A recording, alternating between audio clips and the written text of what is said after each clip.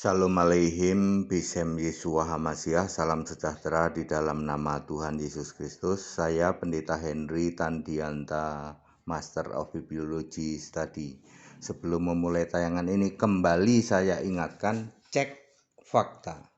Bapa yang bukan Allah, Bapa yang tidak pernah disembah oleh gereja di luar sana, justru ditinggikan, dimuliakan, disembah-sembah sebagai satu-satunya Allah. Sedangkan Yesus Kristus yang jelas-jelas Allah sejak dari sebelum segala abad, sekarang sampai selama-lamanya, justru dihujat, justru direndahkan hanya sebagai anak, hanya sebagai putra, dan ditolak sebagai satu-satunya Allah.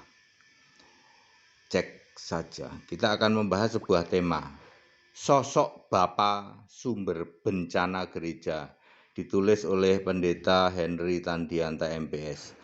Sosok Bapa jadi sumber bencana bagi kekristenan gara-gara sosok Bapa orang Kristen disesatkan, tidak selamat, malah masuk alam maut kelak jurusan neraka. Ya, sosok Bapa menjadi sarana penyesatan iblis. Sehingga ada sebutan Bapa Iblis, Bapa segala dusta, Yohanes 8 ayat 44. Mari kita bahas di Perjanjian Lama. Sosok Bapa muncul 3 kali di 2 ayat Perjanjian Lama, yaitu Yesaya 63 ayat 16. Bukankah engkau Bapa kami? Ya Tuhan, engkau sendiri Bapa kami, namamu ialah penebus kami sejak dahulu kala. Juga di Yesaya 64 ayat 8, tetapi sekarang ya Tuhan, engkau Bapa kami. Yang disembah oleh orang Yahudi itu adalah Allah, Tuhan Guru besar semua. Sama sekali Yahudi tidak pernah menyembah Bapa. Mengapa Yahudi memanggil Allah dengan sebutan Bapa? Sebab bangsa Israel itu oleh Allah disebut anakku. Hosea 11 ayat 1. Dari Mesir kupanggil anakku itu. Camkan ini, Yahudi Israel selalu menyembah Allah, tidak pernah menyembah Bapa. Sebab Bapa hanya sebutan, panggilan atau nickname untuk Allah. Mereka itu cara menyebutnya ya Allah Bapa kami, tidak pernah dibalik ya Bapa Allah kami. Waduh, Kristen langsung jungkir balik ini ya, gereja-gereja ya, Nasrani sih ya. Di Perjanjian Baru, era Perjanjian Baru, orang Yahudi masih memanggil Allah dengan sebutan Bapa. Yohanes 8 ayat 41, Bapa kami satu, yaitu Allah. Perhatikan cara mereka menyebut Allah Bapa kami, tidak pernah dibalik Bapa Allah kami. Yesaya 63 ayat 16 ditulis Tuhan engkau Bapa kami. Yesus sebagai orang Yahudi juga menyebut Allah dengan sebutan atau panggilan Bapa. Khusus Yesus, hanya Dia yang berani menyebut Allah itu Bapakku. Yohanes 20 ayat 17, karena Allah juga menyebut Yesus dengan anakku. Matius 3 ayat 16. Bagi para murid yang adalah orang Yahudi, terjadi masalah serius tentang Bapa ya. Satu, Yesus menyuruh doa ke Bapa, doa Bapa kami, Matius 6 ayat 9 sampai 15, juga ada di Lukas 11 ayat 2 sampai 4. Sedangkan Yahudi selalu berdoa kepada Allah, tidak pernah kepada Bapa. Maka semua murid tidak ada yang melaksanakan doa Bapa kami yang disuruh Yesus itu. Lah kok para pendeta gereja kenceng banget ya, itu nurutin siapa ya? Murid-murid aja, Rasul nggak ada yang doa Bapa kami. Oh, dia kan punya Bapa iblis ya, tadi kan udah disebut. 2, Yesus menyuruh membaptis masih sebut-sebut Bapa. Maka sebagaimana doa semua murid tidak ada yang melaksanakan baptisan pakai sebut-sebut Bapa. Lalu Yesus menjelaskan siapa Bapa. 1, Bapa adalah kiasan Yesus Allah di surga, Yohanes 16 ayat 25. Karena firman yang adalah Allah menjadi manusia, namanya Yesus, Lukas 1 ayat 31. Maka siapa Allah di surga? Di surga ada Allah yang roh duduk di tata surga, namanya Yesus juga. Bapa adalah kiasan Yesus yang Allah itu. 2. Ketika Yesus sudah naik ke surga, maka dilarang doa ke Bapa lagi dan harus langsung ke Yesus dalam nama Yesus saja. Yohanes 16 ayat 26, Yohanes 14 ayat 14. Yesus juga sudah tidak lagi meminta kepada Bapa, artinya Bapa kiasan Yesus Allah sudah tidak ada ketika Yesus sudah kembali ke surga. Nomor 3, Yesus berhenti memanggil Bapa kepada Allah ketika dia sudah di tahta surga. Wahyu 4 ayat 2. Sekarang Yesus sudah di surga, sudah tidak lagi panggil-panggil Bapa, apalagi sujud pada Bapa sebagaimana ketika masih jadi manusia fisik. Nomor 4, penulis Alkitab Perjanjian Baru juga bangsa Yahudi, maka mereka juga masih memanggil Allah dengan sebutan Bapa dengan berkata, Allah Bapa kita, 1 Korintus 1 ayat 3, juga 2 Korintus 1 ayat 2, dan tidak pernah dibalik Bapa Allah kita. Sekarang kesimpulan. Bapa adalah sumber bencana bagi gereja, bagi kekristenan. Bagaimana Bapa bisa jadi sumber bencana? 1. Bapa kami satu, yaitu Allah. Yang disembah itu Allah, bukan Bapa.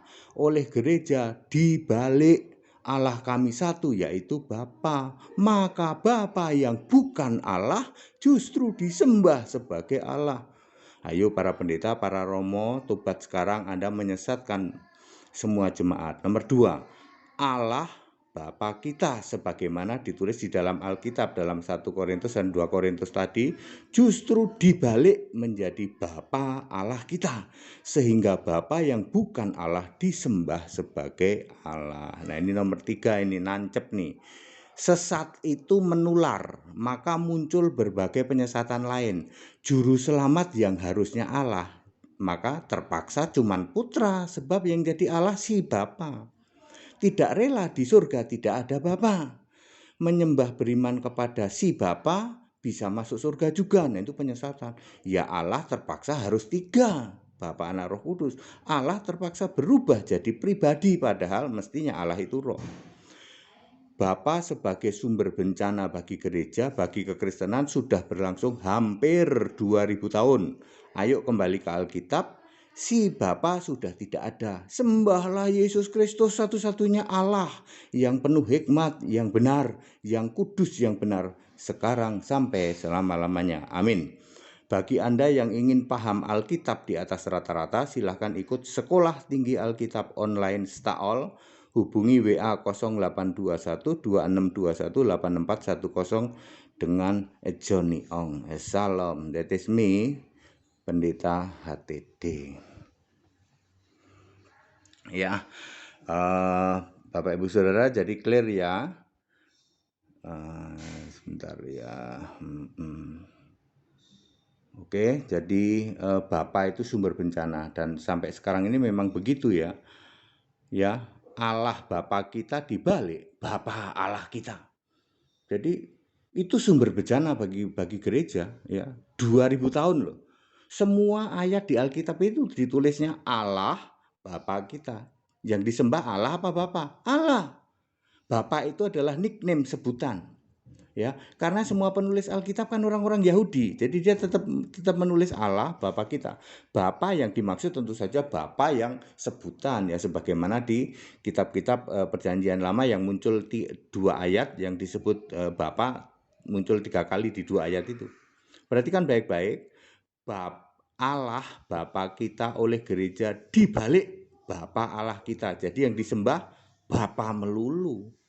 Masuk surga enggak ya Pak? Ya enggak. Ayo para pendeta, para romo, Anda tidak akan bisa melawan ini ya.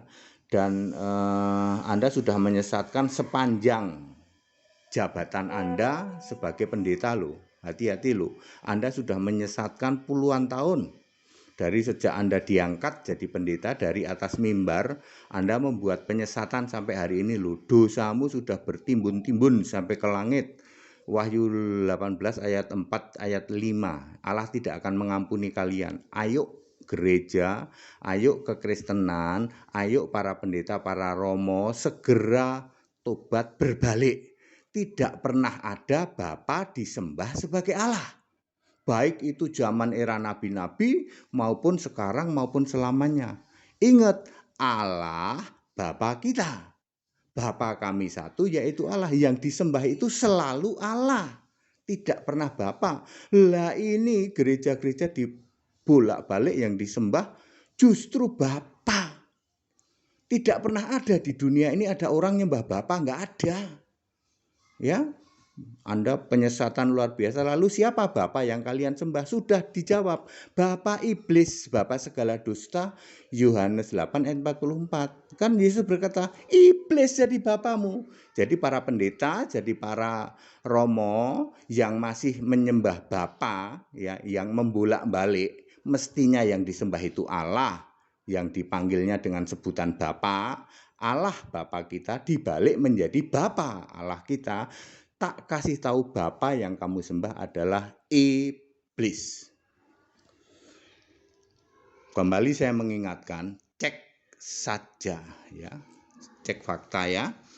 Bapa yang tidak pernah disembah, Bapa yang bukan Allah, oleh gereja ditinggikan, dimuliakan sebagai Allah. Sebaliknya, Yesus Kristus yang jelas-jelas Allah yang benar, sebelum segala abad, sekarang sampai selama-lamanya, malah dihina, dinista, cuman dijadikan putra, cuman dijadikan anak, ya, bahkan ditolak sebagai satu-satunya Allah yang benar.